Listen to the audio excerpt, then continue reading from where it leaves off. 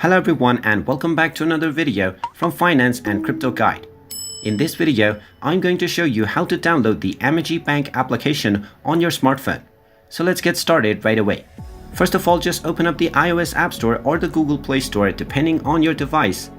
And then just tap on the search box and now type in Amegybank and then start the search. Now once you find the Amegybank application, you will see the install button. So go ahead and tap on it, and this will begin the download and installation of the Amegybank application.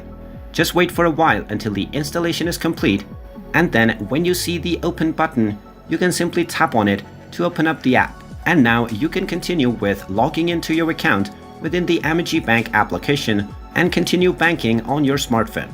And there you have it.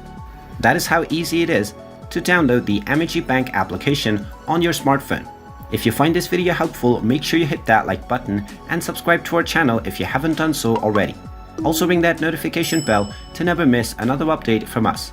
Thank you for watching, and I will see you again in the next video.